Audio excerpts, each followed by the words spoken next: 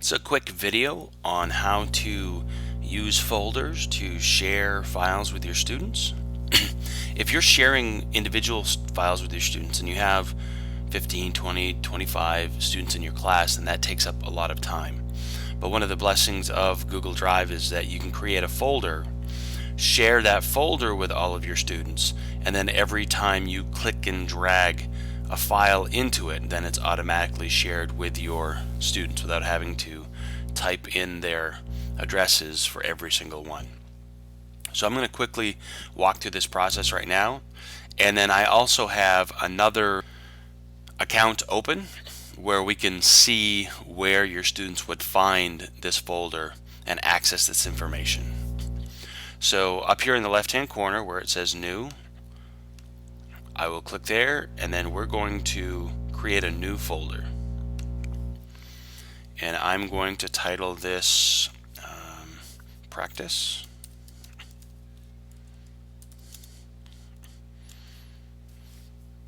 and then hit create,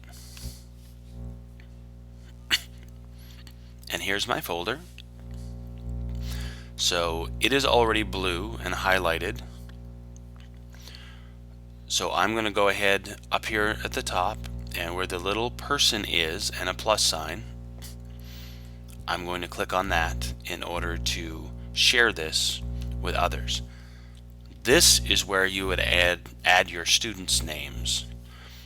Since I'm not going to share this with students but with that other account, I'm going to type in the email address of that other account, which is my personal account.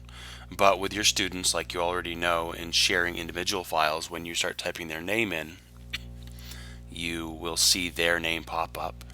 So you would go through and just add all 15 or 18 or 20 or however many students you have to this list. And then you're going to want to give them options.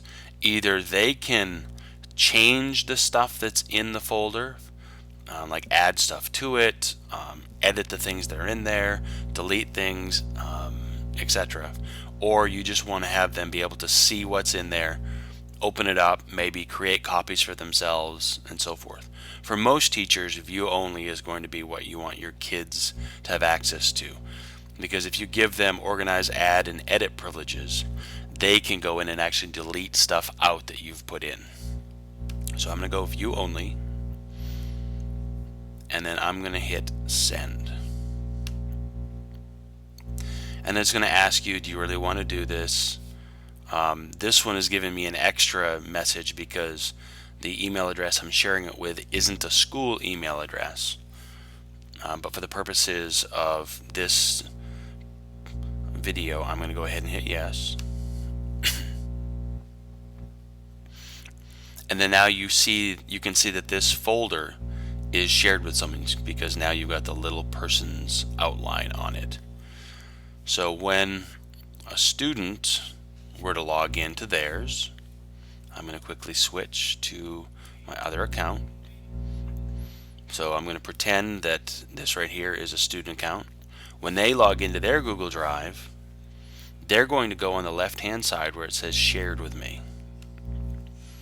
And that's where they're going to find the folder that you've shared with them. And here it is right here, practice. What I'm going to do is I'm going to open this up and show you that there's nothing in here right now. And I'm going to quickly go back to my teacher account, and I'm just going to drag something in here. I'll take this file right here and just say, okay, this is something I want to share with my students. So I click and drag it up to this folder, and it's going to ask you, do you want to actually share this with them, because it wants your permission. So I have done that. And if I go back and look at the student account, you can see it's automatically right in that folder.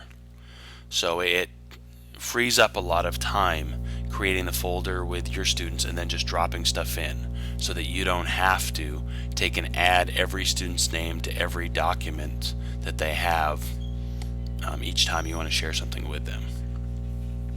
You can do the same thing with your students too. Have them create a folder in their Google Drive, share it with you, so that all they have to do is click and drag their files into that folder, and then you automatically have them as well.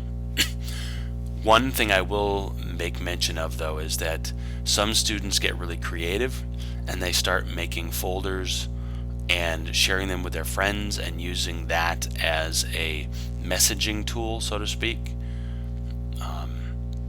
And it creates a pretty big distraction, as you can imagine. So just something to keep an eye out for.